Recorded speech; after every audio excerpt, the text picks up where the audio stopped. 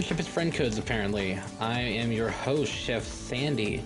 Apple Cider is out in Colorado this weekend, and seeing family after a bit of a tragic loss on his end. So hopefully his presence there will be a comfort to those suffering from loss. With me today is Weatherhoof and Peridotto from Galacon, and we're just going to get right into it this week. As always, we have to start the show with the two major questions, and we'll just get moving. So we have to start out with the questions: favorite character and favorite episode. We'll do our little introductions, and we'll get right to the topic too. So, Weatherhoof, who is your favorite pony? It's like the last two times, still Fluttershy. Again, confirmed by the awesomeness of Miss Jules Berlin, aka Julia Steppel, who is the German voice of Fluttershy. Alright. Yeah, you've been very consistent in who your favorite pony is ever since the beginning. And how about you, Peridotto? I'm still consistent because I think it would be pretty damn hard for them to screw up. He is still the best, and he will remain the best, most likely.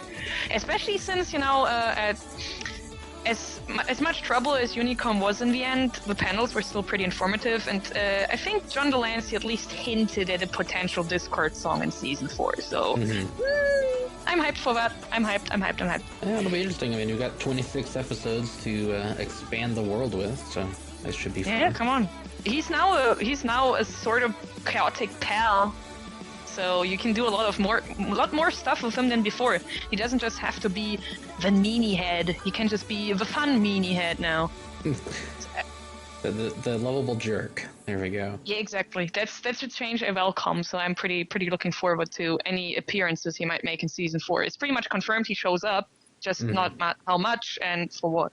Yeah, they got to get some use out of him after they reform him. So, favorite episodes though, Weatherhoof.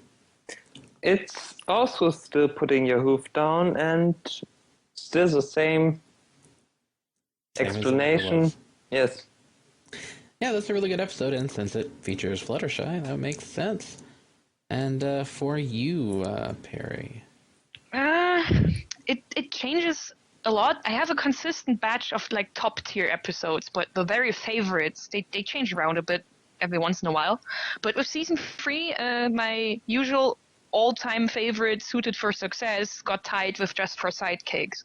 Suited for Success is the episode that convinced me My Little Pony is a bit more than just a good, decent kids show. It showed that it's actually a really good girls show because Rarity, a character who's usually, the shallow, meanie one, or I just like clothes, and boys and shopping and blah, blah, blah. She actually showed, she's creative, she's an artist, she runs her own business, and she tries to please all her friends despite still being under the pressure of doing it right and still satisfying customers, in this case, hoity-toity and impressing him. So that's something I really admired, that it not only had a good song and really good fun performances, but it actually had the message of, hey, you can be a fashionista and still be both an artist and a business person. So that's something that really, really made me fall in love with the show. And Just for Sidekicks was just so damn good. Yeah, I was genuinely really surprised. Good episode. Yeah, that's the thing. Both Sleepless in Ponyville and Just for Sidekicks were done by a new writer, and I didn't think that Corey Powell would be that good with just 2 episodes on the show, but she got the characters like pretty much perfectly. And it was just so great to see that she could write pretty much the best Spike episode so far, and I'm a big Spike fan. Yeah, he actually has a good episode now, right? I'm looking forward to seeing some more from her in Season 4, because she confirmed that she would be doing some stuff. Oh yes, I'm really looking forward to that. She really puts a lot of both heart and fun into the characters, and Just for Sidekicks had so much going on that was really fun and still, cute and lovable. So, I want to see more. Corey, you are awesome. Do more. Yeah, I am a little bit mono because, well, I'm using a single input. So it's fine. We appreciate you in both mono and stereo. Yes, and we'll have some fun with this as he always does, and that probably won't be edited out. Okay, so moving forward, we have our sponsors. We got to run through that real quick. First of all, we have our sponsor, We Love Fine. who, may not be the favorite of our German listeners, and Gerjet here. But they do have some cool stuff, and we have a coupon code with them. They just now got their Hug Me backpacks back in stock. They have Dr. Who's Pinkie Pie with a rainbow cupcake and a quote-unquote best pony with a muffin. They're all very cute. If that is your thing, I am sure I'll be seeing a whole bunch of them at PonyCons coming up in the near future. They are... How much are they? Because you can use our coupon code Bronyville10 to save 10% off, and that will save you about $5 plus, well, $5, but you still got to pay the shipping. So, $5 is $5. That's a cup of coffee and a donut. Bronyville 10, use it. Also, Number Nights Dallas is sponsoring the show. AC will be there. He'll be doing some of our Master of Ceremonies stuff and helping me out. You can check us out at nightmarenights.net, where we will be revamping the site very soon. Hopefully here in the next week with fresh artwork and, designs not made by me. I am not the best at graphic design, but I put together a pretty decent website to start. It'll be a lot prettier in about a week or so. So check that out. We are in November. So we're going to just move right along here. And yes, I am sponsoring myself. It is quite the shock. It's fine. We're used to it. We're doing the same with Pony Time. Oh, yeah. You do a good job, so I wouldn't say it's unwarranted. Yeah. We're working hard, and it's so many different angles to work. All right, so we're going to go right into our topic time this week. We have you guys on today to talk about Galacon 2013. Coming up here in August. Oh boy. Is your body ready? Probably not, but that's fine. We still have 69 days to go. That is right. I can work up the nerve for it. We're still doing a lot of background work. There's still so much coming up. We are going to release a couple of new things in these upcoming weeks because people can gear up for it. We still have some stuff to announce. So many good things, but it's still a lot of stress. So, but 69 days, 12 hours, 48 minutes, and 50 seconds. I mean, what's you time? Like that counter? You like that counter on our website? You have a pretty nice website too. Thanks. It's simple, but it does what drill. But that counter, it's both wonderful and really dreading, because at least when I look at it, it might like, oh, yay, Galacon, but oh no, Galacon. Oh, I know the feeling. Thankfully, we're still a few months out, but we're pretty close. You will get there. You will get there. You get that feeling of, it's less than 3 months. I can't use the excuse of, it's more than 3 months. We still have time. No, you don't. It's less than 3 months. No, gotta go fast. So this year you guys are expanding a bit. You've got some really good guests this year, and some that are rather surprising. So why don't we talk about who you have coming this year? In terms of show guests or community guests? Well, we'll start we with have show two guests, types of because you have two types of guests. Nice. That's better than one. Yes, that is a very cute promo video you'll have. So, I'm addicted to it, I will admit. Bizam. All two types of guests. So, show guests, you guys actually have a couple of the U.S. voice actors coming this year. You've got Andrea Lidman and Peter New, in addition to Anella Heed, Michael Pan, and something beeped, and Julie Vasquez. So you have stuff from people from all over the place.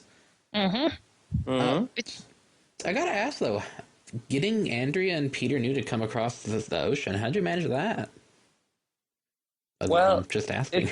It already started last April. For the first Galacon, we wanted Andrea, but we were a big question mark back then, so it was a risk which should not be taken. But with the success of Galacon, other VAs got interested. With the success of the Celestia project, other VAs got interested in us. And also, more important, higher-ups got interested in us. So this year, even though it took its fair time to get an okay from the higher-ups, Peter and Envia were free to go to us after some bit of negotiation, and we have one little advantage compared to other cons, mostly the American cons, because we are in the old world Europe. Europe is something new. Europe is something fresh. Europe is special. It's definitely a different vacation destination. I take it these folks have been around the US dozens of times, and as amazing as the US are, I personally can't wait to go back. I think they simply want a different change of scenery at some point. So I think that's an advantage we can't claim as, being something we did.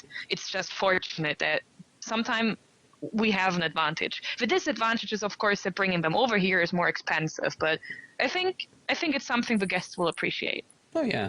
And you're right about a lot of the guests seeing a lot of the same areas. Andrea Libman is coming to Texas 3 times this year.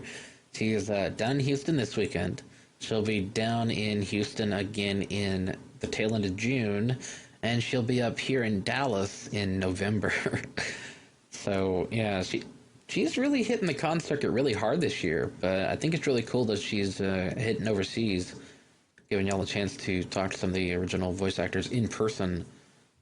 And you've also gotten Natalie Heed, Swedish voice of Spitfire, Spike, Photo Finish, and Cheerly, which is kind of crazy because she's actually coming over here to the U.S. There's a con in Louisiana called DerbyCon South that has her as their GOH, which is pretty cool.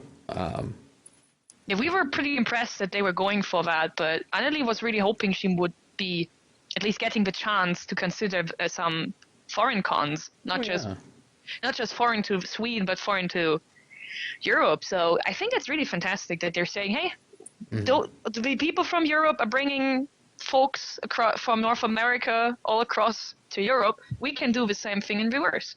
So I think that's amazing. I really hope it goes well, because I think it's going to be a great experience for both the con and for Annelie. Mm-hmm. You also have the German voice of Discord and the French voice of Rarity. So that's really cool to just get everybody there in one spot. Get a little bit of flavor from all the different dubs, including the original one. Yeah, it's pretty much bringing together both the European adaptations and the original version. Mm-hmm. And also your community guests, you're bringing some folks from overseas. I know you've got John Joseco listed here, and he's based out of California last I checked, so that's kind of halfway across the world to come check out your con. Yeah, it's pretty great considering that the community is so connected online that those boundaries don't matter. So even though they sadly still do in the real world, the Beamer hasn't been invented yet, but you still get that feeling that at least for some occasions like Galacon and other conventions and events, you can bring them together and say, hey, you're not just this click away online, but I can also say hi to you here. That's awesome. Yeah. You've also got Jane Animations, who's done the fantastic Page Perfect Pony, Let's Go Meet the Bronies, bit from the Brony doc, Acoustic Brony, Serena Midori, and Psy Guy. So you've got yourself quite a good setup. Will you be adding any more guests on either end? I mean, you still have 70 days. Well, we still got some stuff preparing specifically for the gala event, which is something that happened last year. But it was fun, but it was riddled with problems because it was the first time we were putting on a major, a major cornerstone, a major key point of a convention. Conventions all have, the average stuff. Like you have vendors hall, you have panels, likes. Those are great, but the gala event was sort of our own idea because we wanted to have something that fills our theme as Galacon. So it was a great concept, and I'm glad people enjoyed it last year, but it was a lot that could also be improved, and I am personally making sure that it gets improved. It's hard, I will admit that immediately, but that's still going. I'm still working on the dress code for that, for instance. It won't be terribly strict, but it's going to be a bit fancy, a bit neat, and people can sprouse themselves up for it that sort of thing. So people have some guidelines to work with, a bit more clear than last year. And we still got music coming up for that. It could, maybe acoustic will provide something. We're working on that. We have something else lined up, but since that's still being organized, I don't want to promise anything right now. But of course. That's something that's shaping up, so people can look forward to that being announced pretty soon. What they can expect for the gala event, how it will be hopefully much more fun than last year's, and how they can still expect the same kind of just, dancing, mingling, that sort of thing. Oh, yeah. And one other thing that I wanted to point out was, did you guys have a new venue this year? What, from the website, looks like a very nice convention center. Why don't we talk about that a little bit? I sadly haven't been there in person yet. I wish I could have been, but since I'm not based in Stuttgart or Ludwigsburg, more specifically now, I haven't had the chance yet, and I think it's the same for Gerjet. You haven't seen it yet either, right? Indirect, I saw it, but next weekend I will see it again. You will go there in person. You will go there in person. Oh, okay. Yeah, I can't make it in person. Let's kind of talk about that if you haven't been there. But it is, compared to the old venue, which was a youth hostel, a real step up. We have now, it is a real specialized venue for events, conventions, meetings, and such. For those who look at the homepage of our venue, the forum am Schlosspark in Ludwigsburg, we only have the burger half of the venue, not the theater part, because we couldn't find enough things to fill the theater. Seriously, if you put the entire venue together, can't you fit like 2,000 to 3,000 people in there or something? 4,000. Even Jesus, see, 4,000. I was even pessimistic. The half we have the half we have this year is for 1,500. Yeah, that's definitely enough, because I think we have so many fans in Europe, not specifically Galacon, I mean so many pony fans, but still getting 4,000 of those in one place for Galacon would be too ambitious, far too ambitious. Just no, that would be pretty crazy. Since we've started with 400 or 500 last year, we can't just go to 4,000 this year. No, you can't. Half the area is already big. I seen the photos.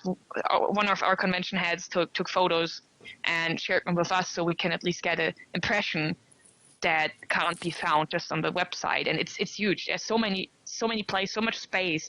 It's exciting when you're like me. You have so many ideas for events and so many great people who come to you and say, hey, I want to do a panel, I want to present something, I have a game, like a video game to show, and you have space for all these people. You can say yes, we can fit you, yes, you can do your thing.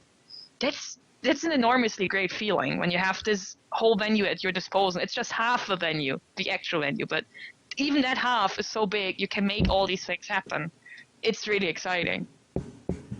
Especially the vendor hall is going to step up this year. It's going to be such an improvement. I'm not in charge of that. Our financier, JJ, is, but we have so much more space. We have this time people hopefully won't have to stand in line for an hour to get into the room. That was a huge problem last year. It was just too small. We had so many people with so much money that they all said, hey, I want to check out the vendor hall. And it was just not like really a hall. It was more like a vendor's closet in terms of size. We had fit like 5 or 6 different tables in there. And then that was it. It was sold out within a few hours of the convention opening. So nice. Yeah, it was partially the problem, of course, was that we were new. So we didn't have that many vendors applying because, they logically, they were skeptical. They would have to put money on the line for a convention they weren't sure is worth both the effort and the costs. Mm-hmm. So this year, people know, and we're really grateful that they put in this trust in us, that they say, yes, I know this is a well-run convention. I know there's all these people are coming. I know I can make my work, my serious work, into the money it deserves. So that's going to be much less of a problem. We have so many great people coming who offer everything, like art, plushies, everything. And we have so much more space for them too. We can accommodate pretty much How many people do we have? How many vendors do we have, Gerjet? Do you remember? This year we have almost 40. No, that's a respectable number. Yeah, so much variety. That's going to be amazing. I hope people will enjoy it as much as I enjoy the thought of having so many great artists coming together to show their goods. And actually, I was thought I saw something on your website that said you were actually sold out on your vendor reg. Yeah, y'all sold out on back in March.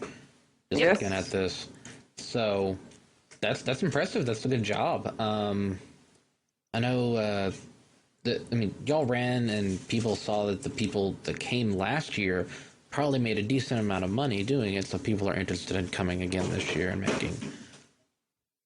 Yeah, I'm definitely hoping that the vendors will have the success we expect them to have, because as I said, we have so many great people coming to offer what they can do, and I think it would be pretty darn sad if all these great folks came from all over the place to the convention and wouldn't spend their money on the great stuff that's going to be offered. So I'm hyped.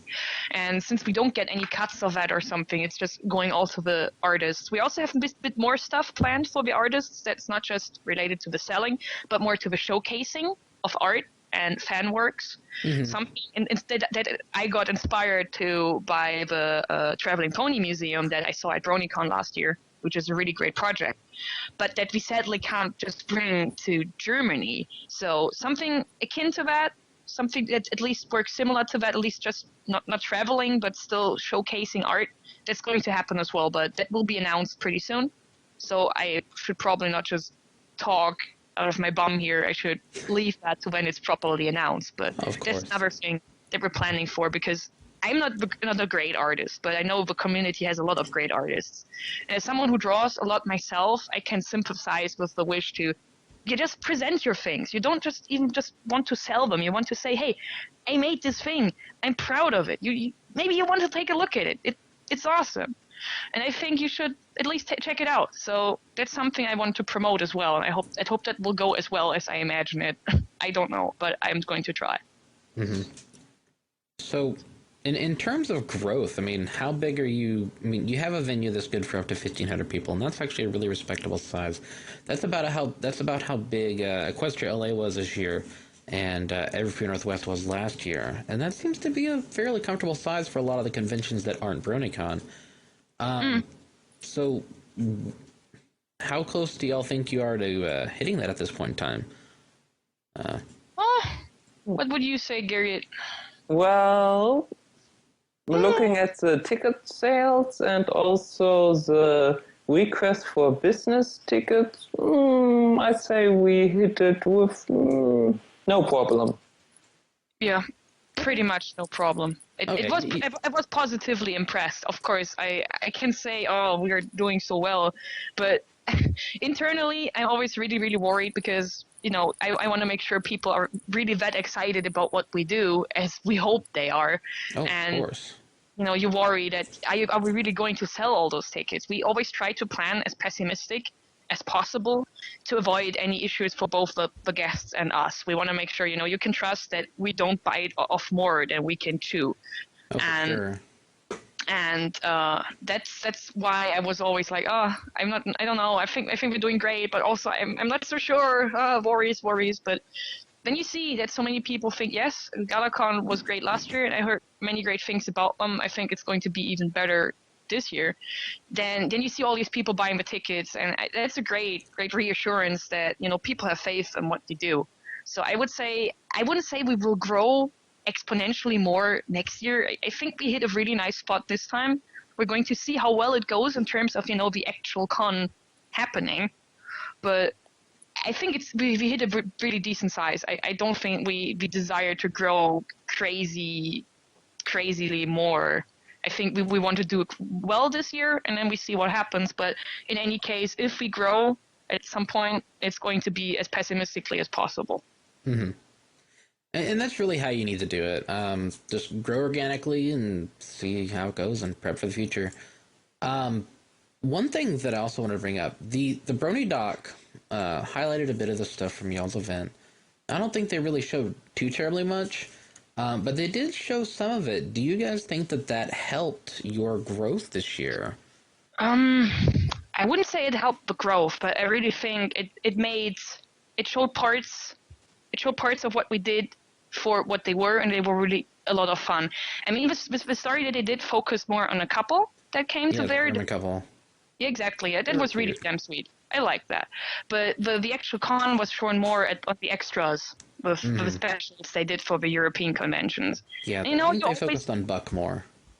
Yeah, in the actual documentary, yes, but there was a special, and I think the actual Galacon special was a bit longer or something. I'm not sure. I don't really care. Both cons were great last year, so I mean, I was at Buck, and I had such a great time at Buck 2012. So that was amazing. Yeah. I'm not just saying that like I have to promote our friends just so we don't look bad. No, I had such a blast at Buck. It was a great time. Well, we had them on a couple weeks ago, so yeah, they're shaping up to be pretty good this year. Oh yeah, I'm going this year again too. I wouldn't miss it for the world. So what I would think is that the Brony doc definitely made a good point in, you know, keeping some of those memories, giving a good overview of what just made the conventions fun. You can have your opinion about how well the documentary actually portrayed the fandom and if it was really necessary to begin with, that sort of thing. I'm not here to debate that. I personally think they did a pretty good job, especially considering it was something they haven't done before. I mean, they came from a TV special background, and they said, hey, we want to do something else. We have ideas for something new. So I'm really glad they did that, because the Brony community is all about encouraging people to try new things. Like, hey, you like this show, maybe you want to draw something. Maybe you want to get encouraged to go into art. Mm-hmm. Maybe you're inspired to start a podcast. You're inspired to start to write. That sort of thing that, you know, fans get inspired to do. And I think it's great that even filmmakers, people who are professionals, get inspired to do new things with their trade because of ponies and the fans around them. So I think it was amazing. I personally enjoyed the documentary despite flaws, and I really hope they continue to do great work like that. Mm-hmm. One thing the documentary definitely succeeded in my opinion, was making the convention scene look really fun. That's kind of the whole point, but yeah, they did a good job at least on that. Last little point that I have written down is that, yeah, Canny's a pretty cute OC. So, did you guys have anything else you wanted to bring up? And if anybody in the live chat wants to drop a question real quick, just please do it please now, and we will get them to answer any questions I freaking love questions, especially here. I have the time to answer them. Once, you know, as the event host, I'm busy at the con. I will have to answer all kinds of questions, but I won't have the actual patience to give them all the time they deserve. So please, questions. Questions are awesome. Ask me while I'm not completely crazy, stressed out. Mm-hmm. And yes, Kanye is amazing. I'm still really thankful that Kiyoshi, the artist who designed Kanye, did such a fantastic job on her. Mm-hmm. Well, Dutch Pony drops a pretty simple question. He's not sure if he's missed anything about it. Is Galacon going to be streamed? Partially, yes. Our current plan is, you know, we want to do a compromise between the effort, money, and time it takes to actually just set up a stream and keep it running and host it, but still, you know, sharing some of the stuff that's going on. So we thought we were going to record all major panels, but not all of them are going to be streamed. The recordings will be up on our YouTube, so everyone can check them out after the convention. But streams are most likely going to happen, yes, and the stuff that's going to be streamed is like the VA panels, something like that. We're still working it out, but we don't put focus on the streaming per se. We put focus on recording and, you know, sharing it afterwards. That's definitely going to be happening. Mm-hmm. And that's actually what we're going to be doing at Nightmare Nights. We're recording all the panels that the panels consent to being video recorded on, and they'll be up after the fact. But that's awesome. I think the streaming on the floor from people that want to stream, and then people can stream from their rooms if they want to. So I think that you're doing the right thing. You're recording so people can see everything, but you're not, you know, you're letting the people that are there see it first. Yeah, pretty much. Well, like I said, streaming is still being discussed, but we're putting that on the lower priority compared to actually, you know, making the events decent and recording them. So we definitely have material that people can check out later and say, hey, I was there, or hey, I wish had been there. I don't know, that kind of thing. We had another question from Twisted Haywire in the chat, asking if you're going to have material in English as well as in German. Well, the convention is mainly going to be in English because we're welcoming guests from all over the place, and the least amount of them can be expected to speak both English and German completely fine. So while we still have a lot of guests coming from German-speaking countries, a lot of stuff is going to be English only. What we've been considering is that at the VA panel, the European VA panel, people can ask. At the end, we will have a portion where people can ask questions in their native language to the respective VA. So folks that have some trouble with English or the likes can still, ask for lines or answers in their respective language, since we have a Swedish VA, a German VA, and a French VA coming. So that's cool. Something we've been thinking about. I think it's a great idea because, well, I'm all for promoting that we can use a language that everyone can understand. I think it's still nice to at least have some space for respective native languages. So, yeah, I think that's something that we will try to do. Mm-hmm. So you can ask Michael Pan things in German if you want. Sure. Why not? Especially since he has done so much German dubbing that it's kind of hard to ask about that in English. You can't really ask him about something he's done in German in English. It's a bit tough. I understand. So yeah. We'll try. We have a very important question here from Gareth, and this is real important. Gotta give me a straight answer to this. Will the convention pamphlets be printed on an inkjet printer, or are you gonna have convention bits? Let me know. If we do convention bits, then it's going to be as a joke at the auction. Okay. We will open up auction items soon. Like you can donate items soon. If you feel the need to craft a beautifully rendered Galacon bit, sure, go ahead. But I'm going to use it as an item for charity, and I'm not going to use it as an actual thing at the con. And I will purposely, in a friendly way, mock it at the auction. I promise. So. Once our donations for the auction open, feel free to send us anything made in an inkjet printer with badly drawn ponies on it and like money but funner. You can go wild. Do it. I will have a big laugh if that pops up at the auction. Totally. I promise. In general, the con guide, words. The CAN guide, like last year, will be printed professionally with a CYMK printer at a specialized printing service.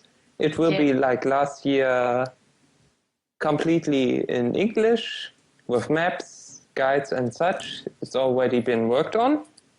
And for the vendor hall, only hard Euro builds will be accepted by the vendors, and also the fancy new Euro builds, which exist since this month, are also accepted, even though they look weird. Yeah, I know, right? They really do. One of my friends, I was at a convention with him recently. It was not Pony, a different one. He had a €5 bill, and he told me that even the machines, for example, for tickets for the trains, don't take those yet. It really looks so different that even the cashiers at the supermarket they put their heads together and look like, wait, is that a real bill? And he had to convince them, yes, this is not a counterfeit bill. I did not print that at home for fun. It is a real bill. So yes, we will accept those. You might have to prove they're real. You might have to be like, hey, look, on my phone I have a picture. It's a real bill. But we accept that as long as it's a legit Euro bill and it does not have a badly drawn pony on it. Yeah, we have a bit of that problem here in the U.S. now. They've introduced a couple new styles of bills, and they're not very consistent in a lot of their design. Oh my, really? The president, still they're green, but they have all sorts of different color variations and the like on them. So, no, we get your pain, but y'all's are more monopoly money than ours is. Well, it is just the design is mostly the same, but more security seals, and now the Eurobits are also on Russian. The The old ones were just in Romanic and Greek, and now the builds are also on Russian. Okay, cool. All right. Unless we have any more questions pop in from the chat room, I think we're going to move on. Thank you very much for coming on and educating us about your con, though. No problem. I hope your listeners are not feeling that we're sitting here doing a commercial. I hope they really, they hope they enjoy just hearing some people spaz out about the thing they do. I'm really happy that, you're welcome that. It's not that we're here to be like, oh, buy. Galacon is not a profit thing. We all money, the excess money that we should make will either go into the next con, or should at some year we decide Galacon, was great, but we're moving on, then it's going to also be donated to charity. So, it's just great to know that people, enjoy hearing about it. This is why I'm so excited right now. It's not like oh my gosh, you have to buy my thingy. No, I'm just excited. That's literally all there is to it. So I'm really happy you gave us the opportunity to talk about it again, like I was here last year for the same reason. So that still makes me genuinely happy. Happy. And if a listener is now convinced to come to Ludwigsburg, Germany on the weekend of the 3rd and 4th of August. We still have tickets, but not many. Yes. Buy now if you want. Yep. No, that was the commercial part. I will admit, that was the commercial part. All right. Well, I'm hoping that you have our Euro listeners will certainly give you a shot. I know we have quite a few over there. So check it out. It's galacon.eu, and they've got all their stuff and lots of cute illustrations of Connie on there. Yeah, you have to thank Gabby for those, in case, Cider. Yeah. And, it's like you have all Cider Connie as well? all Cider wrote the Kenny. script with No, I mean, he made illustrations, pictures, drawings. Yes. And Faye drew her, and John Seiko drew the background. We have so many great artists working with Connie, so you should thank all of those. Show. All right. Well, but yes, please move on. I'm going to spaz out. I'm sorry. We're going to move on to the news. There's not a lot of news this week, and if either of you guys had to go, that's fine, because I'm sure it's really, really late for y'all. No. But if you want to stick around, we'll just keep on going. First of all, news. Happy birthday, Sibsy. She's 29 again. Happy birthday to you. Yes, happy birthday, Sibsy. I'm not gonna sing. That's at least not on this. Because I can hear myself. That would be so weird. So, happy birthday, Sibsy. Hope she's having a good time. It was, I believe, Friday. So I'm sure she's having a good old time up in the magical land of Canada with poutine and moose cake. There's not a lot of news this week. Not a lot of news this week. I'm getting ahead of myself. The comics are about the only thing that are really big news-wise this week. Due to the success in part of the Volume 1, the first arc, Comics 1 through 4, they're going to be doing a similar trade paperback for the Nightmarity arc, and they're going to also do a compilation that includes all of the main 6 micro-series. While the main 6 micro-series has not been the best, Rarities was definitely the best of the 3 that have been released. Don't tell me, I haven't read it yet, but I've heard it's supposedly so good it could have been the Rarity episode of season 3. Oh, totally. Is that true? Yes, it was really, really good. I really enjoyed it. And Rarity as Best Pony. So they will be doing those 2 releases. The main 6 book will come out October 22nd, and Volume 2 of the main line will be coming out October 8th. For the Nightmarity arc. And right now you can pre-order the for $14.15 US, which is about $4 off list price. So check that out. The IDW comics have been a really fantastic supplemental thing to the fandom, and it's actually been the best-selling comic for IDW for a good number of months. So, they're happy, we're happy, more comics are made. That's the best part. Other than that, let's see. We have Equestria Girls is coming to Canada. Beware. Is it coming to Germany at all, Gerjet? Currently, it doesn't look like it. Nor SDI Media got the commission to do the voice work, nor the voice actors like Equestria Girls over here. And also, I think they're just Bori, aren't there? Like, just everyone right now. And we just also, all don't know. If you talk to our Hasbro about EG, you hear that EG is something which would not work in Europe because we are moving towards post-gender society. So, but that's last week's discussion. In short, even Hasbro Europe is not sure if EG really sells that well. Yeah, it's because it fits this very particular niche. I mean, I'm sure that y'all have the Bratz and the Monster High and stuff over there in Europe, but I don't know if they're nearly as big as they are here. But yeah, it looks like that pretty much every province of Canada is getting it except for Nova Scotia and the Northwest Territories. The Northwest Territories? I'm terrible. I don't know my Canada, but pretty much all the southernmost provinces will have a few theaters, but it is very limited. So, if you're in Canada and interested in seeing Equestria Girls, well, get ready for a road trip, because it's probably not close to you. Moving on, the European Truffle Shuffle shirt contest voting begins. So, Truffle Shuffle is apparently a site in the UK that has some licensing to do some pony shirts, apparently. And they are doing a contest to decide which of their designs, I think 3 total, will actually get made into a proper shirt.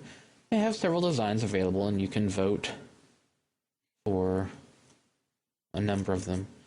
Well, they're all very cute, but it's kind of unfortunate that Europe has gotten such a short end of the stick when it comes to getting the merchandise. As I was talking with you the other day, yes, it is a license issue because other companies claim license for regions where they not really do businesses.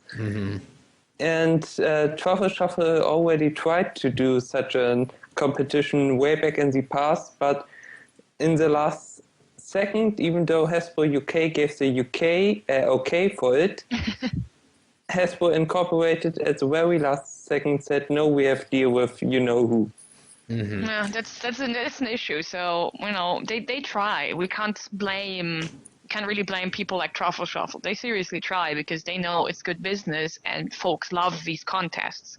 But, if you're not allowed to, then what are you going to do? So what I hope is that this contest they've been doing will be a good example and they will be allowed to expand on that, because I think these contests are amazing and they should definitely be promoted more among European artists as well.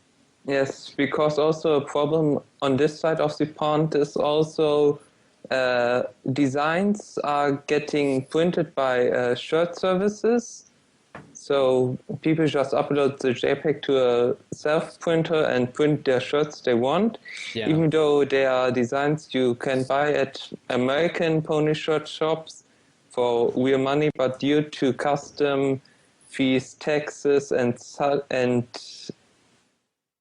shipping decisions by the companies, people decide to print it on their own, that not even the artists get a fair share, because you don't like to go to the custom office, pay the double fee for the shirt and other annoying things with officials. Yeah, we've talked about this in the past, where it makes like a regular shirt costs what $60+ US.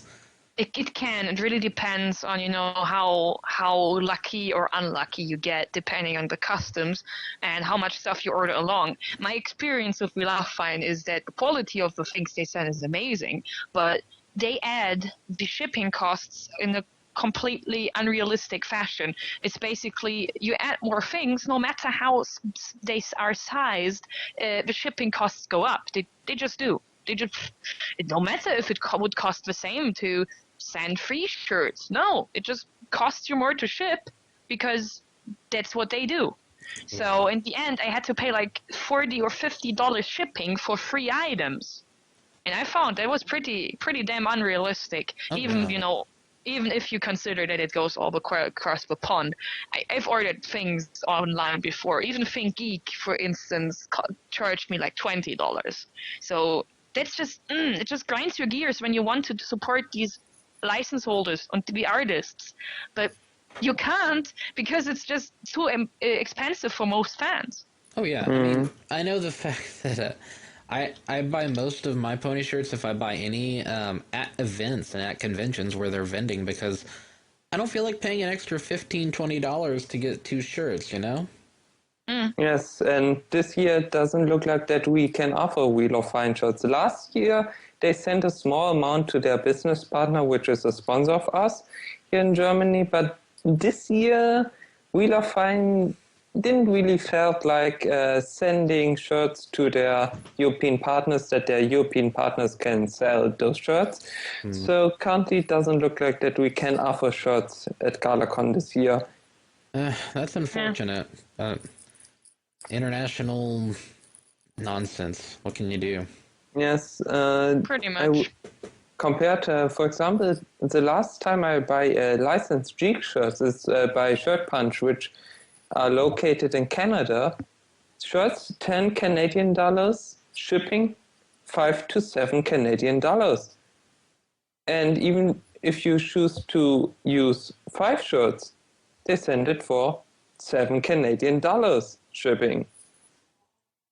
It's doable. It's pretty much just a question of how much emphasis do you want to put on making, opening your offers to international customers. You could do that more easily by switching, to different shipping service and, arrange for better fees, and it works. But if you don't want to do that because you just don't care, then you just don't care. So it's kind of moot to complain here about. It's just unfortunate because I have this money, Villa, fine, I want to spend it, but you're not making it easy.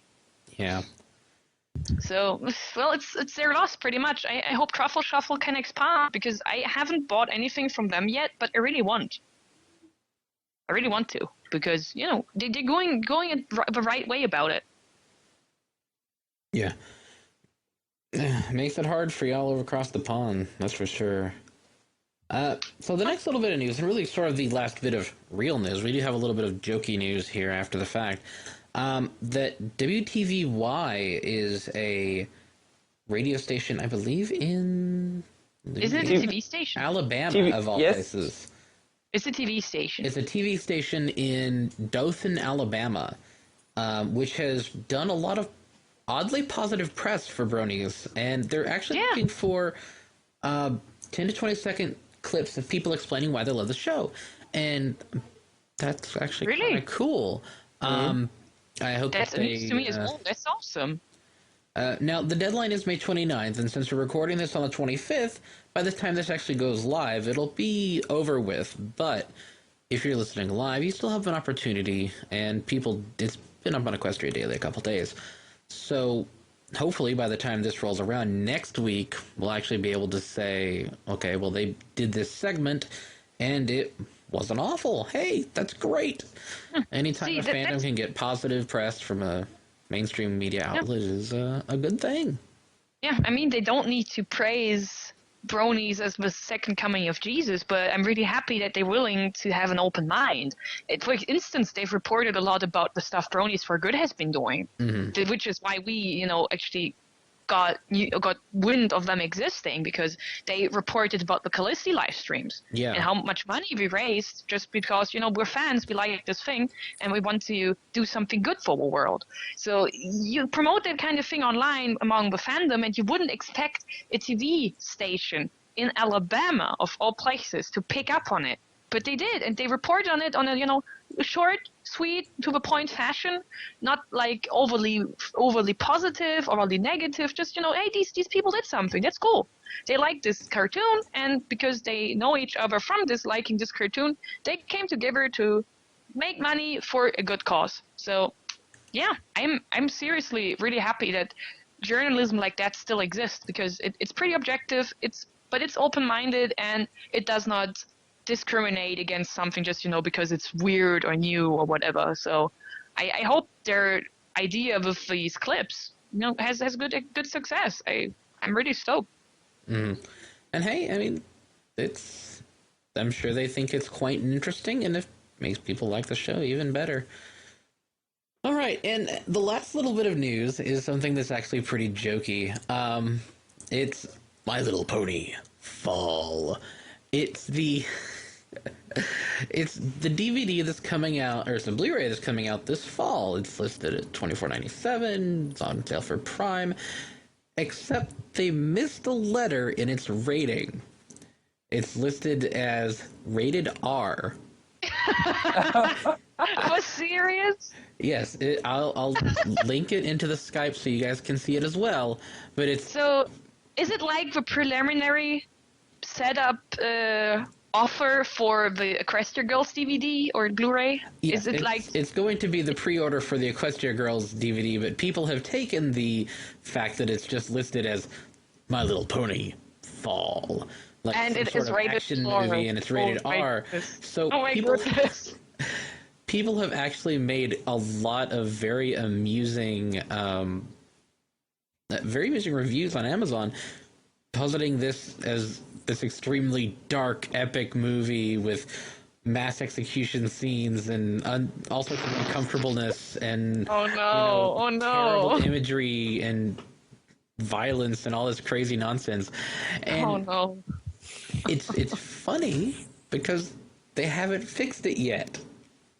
They probably will at some point, but yeah. Oh my. Well, on this side, I'm just taking a check. Oh gosh. So yeah, yes, a sweeping spectacle of fall and redemption, drama, psychological action. Yes, 72 minutes of the darkest that Pony could ever be. Gosh, you would think this is some kind of parody grimdark fan fiction, but no, it was put up as rated R. I love little flubs like these. They can generate so much humor. And over here, 18 Amazon reviews. Yeah, over here Amazon just had one little mistake with the DVDs. They cut off Discord's arm on the cover. Yeah, he's missing an arm on the clip art. You know that season 2 poster they did with all the characters from that, and Discord is on it, and he looks like at his turn to stone self. They used that clip art, but they cut out the arm that that one arm that he's using to, I think, stroke his beard or something like that. Yes. And they cut that out. So, but he's leaning in a way that you can see it. It's very obvious. So he looks like the ponies that are also on the cover cut off his arm, and he's smiling about it. Yeah. It's pretty terrifying to think about it. Allow his business partners to use more vector data, because but we're just allowed to use that clip art that was just lying around of him anyway, because they used it in that poster. So, but the problem is when that file, I don't know, gets badly edited, you end up with Discord getting his arm chopped off. Some Discord. He'll get if better. Yay. The Eurovision Song Contest Pinkie Pie in the official My Little Pony magazine, TM. That is her really weird to actor.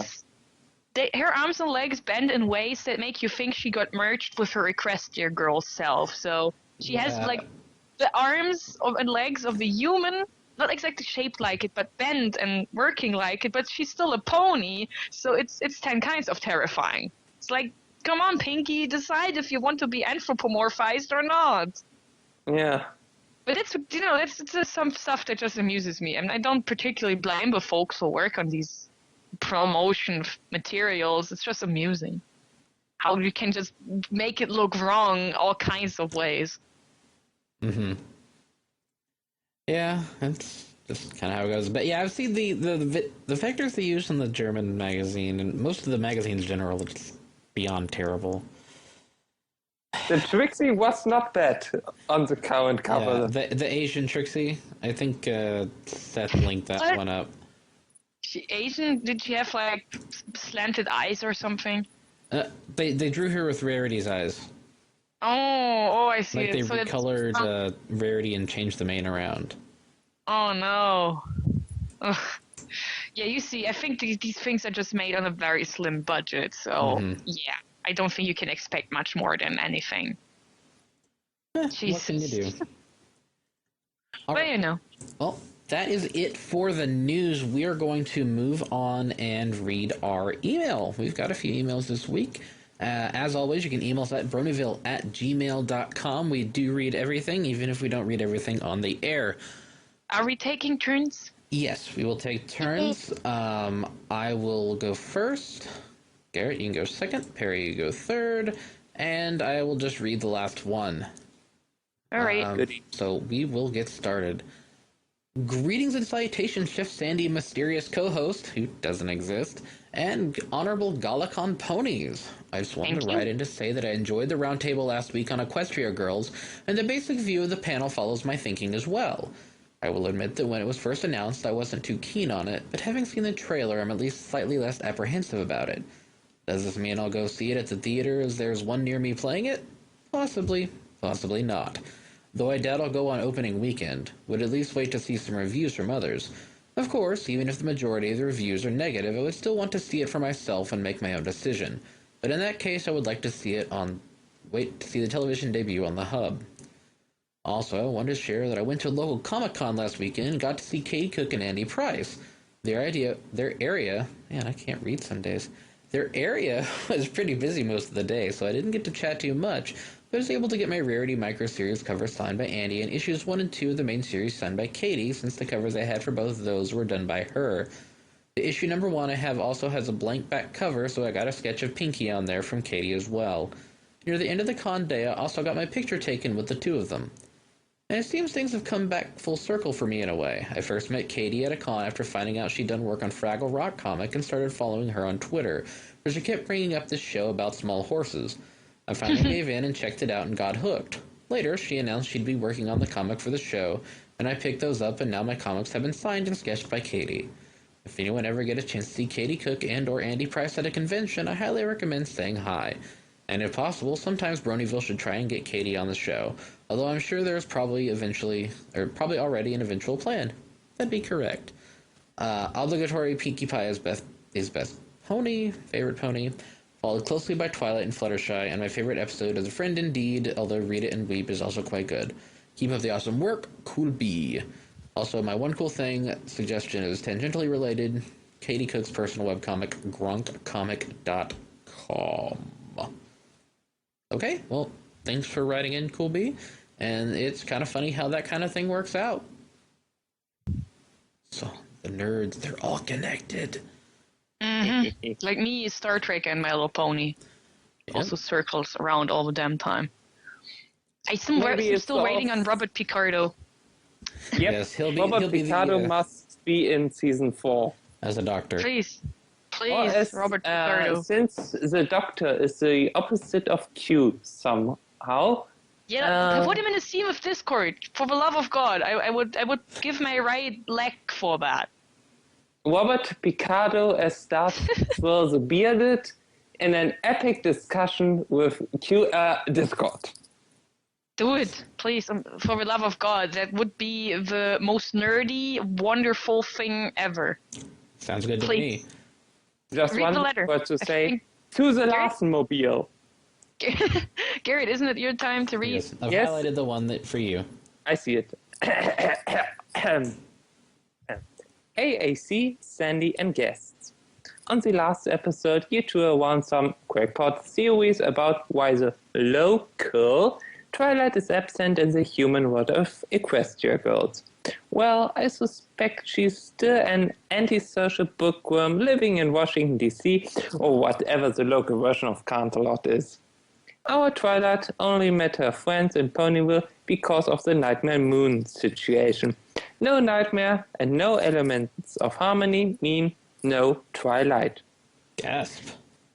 I fully expect to see the local Twilight show up by the end of the movie though. Like, say, getting out of a moving van with her mother, telling her to go make some friends. P.S. I would love to see Dan show up in the school mascot costume. Yes. Why do I have to be in this costume? This sucks. Like, you're the only person with normal human skin tone. Don't stand out. It would be awkward, but if he's covered by the costume, you wouldn't really notice. Yeah. They use just the same VA. That'd be pretty funny. That would be amazing. And yeah, thanks for the email, Silent Cardo. That is actually a pretty good theory. That was something we didn't really touch upon too much in the show, is like, what, where is Equestria Girls' real Twilight? But yeah, that's as good a theory as any, and we will see here in about 3 weeks. Or it could be the classic multi-dimensional traveling theory, which is often used in the Discworld books, that there aren't two versions of the same entity allowed in one dimension. Mm-hmm. So the Candela Twilight overrides the Equestrian Girls dimensions Twilight. Oh my. I prefer the other idea that she's around, but just not here. So, you can have two Twilights, just not in the same place. They combine their powers, do the fusion dance, and become Princess Twilight. Fusion. All right. Okay, Peridoto, I've highlighted the email for you. Go ahead and read that one. Sure for thing. me. Dear AC, CS, and esteemed guests, I have been listening to your podcast forever. Well, at least for about 8 months or so. And I felt a need to finally message you guys. First off, Pinkie Pie is best, Pony. I love what you guys do. It is so awesome. One of my favorite podcasts ever. Anyway, I am, I guess, a Let's Player. And I recently started playing a Pokemon Pony mod. And I also plan on getting some more Pony mod plays, so hoping I might get a shout out for my channel, youtube.com/user/Mr. Panda Apocalypse. Okay, so I can get my name out there in the community. Also have a daily vlog link to my Let's Play channel, and I will be expecting much pony madness when I go to Anime North this coming weekend. Yep. Ponies have been slowly taking over the last couple of years, and I will post videos on my blog. I will be cosplaying Big Mac, and my girlfriend will be Rarity.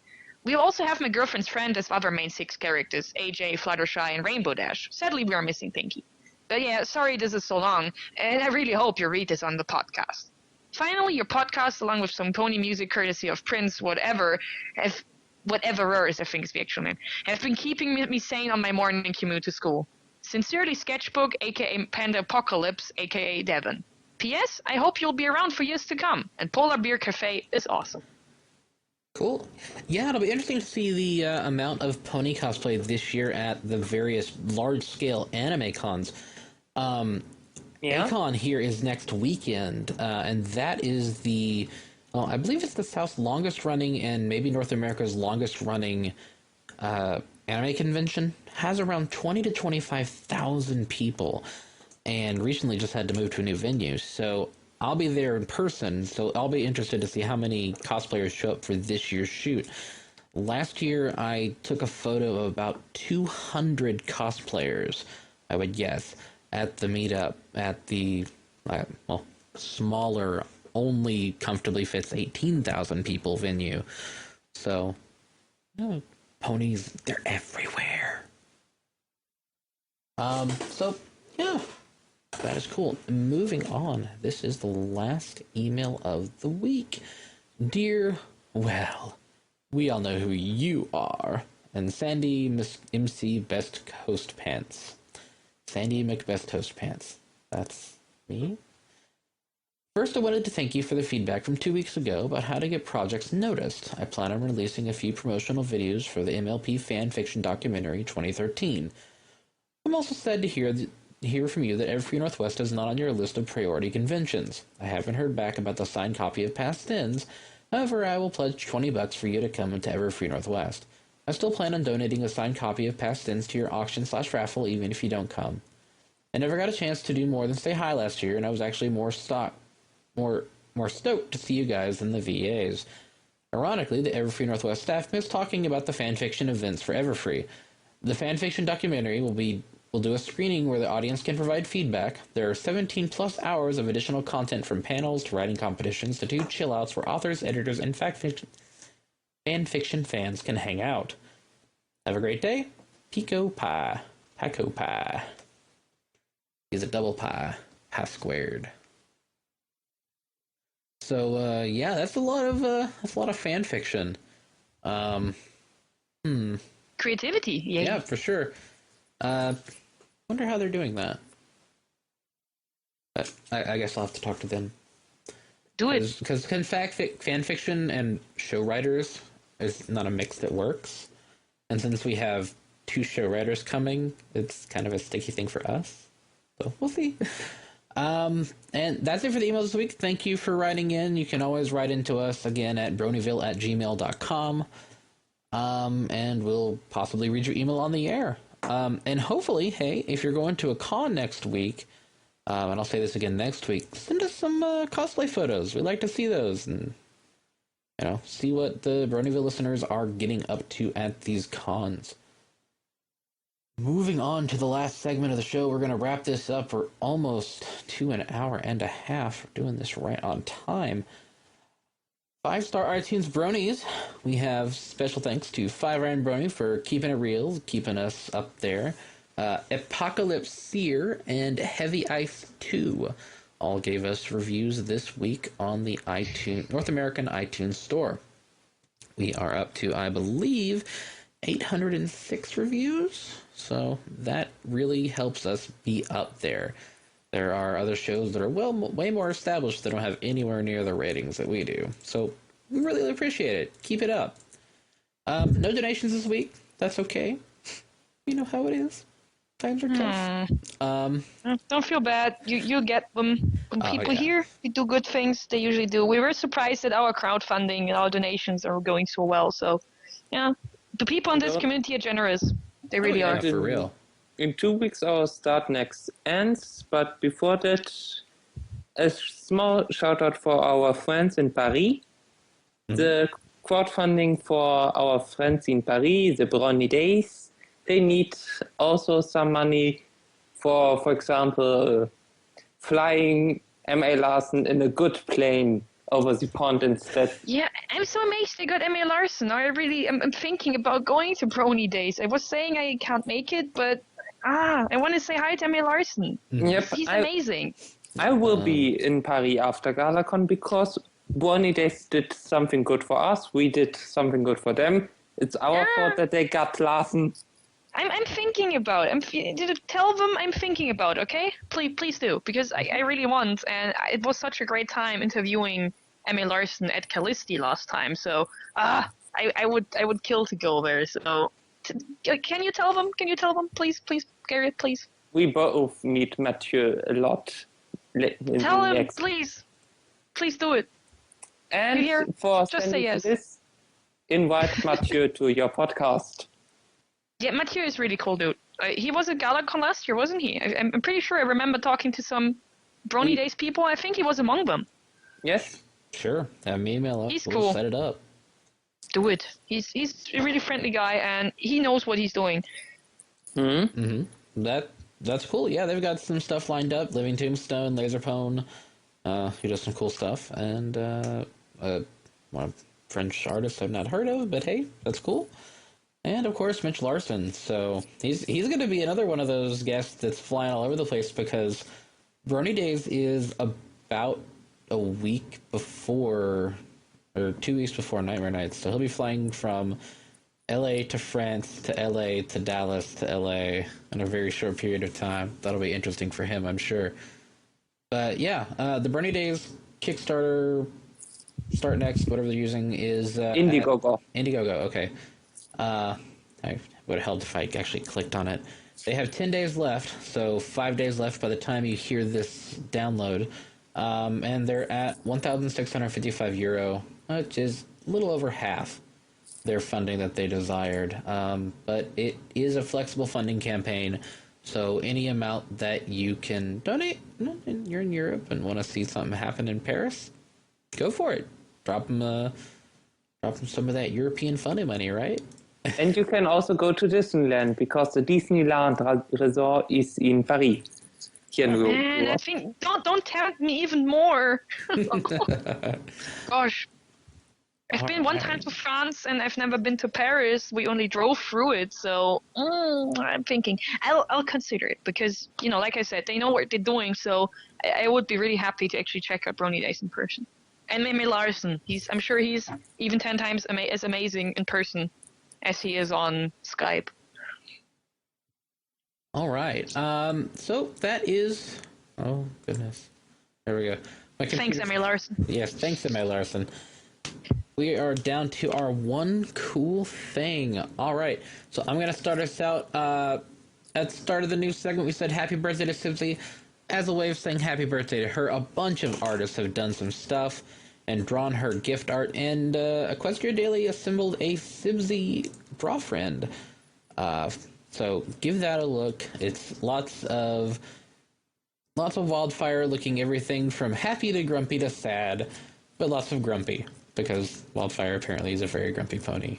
But that's okay. She was grumpy on the Brony documentary. That was hilarious. Mm-hmm. That Joey Darkmeat pic, that's really cute. So yes, lots of cute Sibsy stuff. Check it out. She's cool. We like her. Thumbs up. Garrett? Yes, my one cool thing is the Munich item shop, which will open on August the 14th here in Munich, which is run by Glasmund and Spock. Most people know them from Tumblr for their human Apple Dash and human Pinkie Pie tumblers. Cool. Fair warning, it's rated R. That's for American standards. For European standards, it's free for 12 and ups, but for American standards. Yeah. It's the flip, It's like sex is taboo, violence okay. It's the other way around for y'all. Yeah. America, what can you do? So I'm gonna guess it's they're gonna be selling like video game apparel and video game accessories like that. And yes, merchandise from video games and other stuff like Doctor Who, Torchwood, Tatort. Well, that is really cool. Hope they do well. Yep. So if you want to have a reason to visit Munich outside of September, that's one for you. Mm-hmm. All right, and Peridodo, you had something? Yeah, my cool thing is not pony related either, but it's still, I think, pretty damn nifty. I'm sure most of you played Nintendo 64 during your childhoods, and maybe most of you also played the Banjo-Kazooie games or Perfect Dark or all of those, because the guy who made the soundtracks for those games, Grant Kirkhope, released those soundtracks for free on his Bandcamp account. He was like, hey, I have the licenses, you guys can have this. You can donate to him when you download, but it's completely free. But all three of those soundtracks, Banjo-Kazooie, Banjo-Tooie, and Perfect Dark, and I personally love the Banjo-Kazooie music, so I was stoked when I heard about this. I hope you enjoy it as well. Mm-hmm. Just click on it, download, throw thousands of dollars at him or nothing or anything in between. Yeah, we've got the Perfect Dark, Banjo-Tooie, Kingdom of Amalur Reckoning. Oh, that game. Yeah, that's pretty cool. Check that out. Video game music is always fun to listen to. Especially when someone is so awesome to say, hey, you can have it for free. I don't force you to pay for it. You can, but you don't have to. Mm-hmm. So big props to Grant Kirkhope. I've never spoken to the guy, but he seems pretty damn awesome. All right. So we're going to about wrap this up. As always, thank you guys for coming on. We always like talking to you. You're great. And I really hope that Galacon goes really well this year because you guys are doing it right. So many thanks. As for us, Bronyville, you can find us at bronyshow.com or bronyvillepodcast.com. You can always email us at bronyville@gmail.com. You can join us roughly every Saturday, noon Pacific, at Justin TV Bronyville Podcast, which, if you're listening to this on the stream, that's where you're at. We appreciate iTunes reviews, keeps us up there with the dreaded Kevin Smith. You can listen to our show every week on Celestia Radio every Tuesday at 3 p.m. Pacific, 6 p.m. Eastern, 11 p.m. UTC. Our Twitter account for AC is Bronyville. You should say hi to him. And mine is Chef Sandy. Meetup groups. AC founded Brony's in Northern California. He's no longer in charge, but he's still involved. And mine is the North Texas Bronies. Convention-wise, I don't know where AC is going to do. I know we're going to do BronyCan and Nightmare Nights on his end. And I know that I'll be down at Fiesta Equestria as well. So you can meet me and Bob down there with our official-looking polos and all that kinds of fun stuff. We'll have a table in the dealer's room. That'll be exciting. So, on that note, I think we are done here for the week. And I will hijack AC's phrase. Sleep well, everybody. Yay! Alright, I'm gonna stop the local recording. Oh god, hit the button. Hit the button.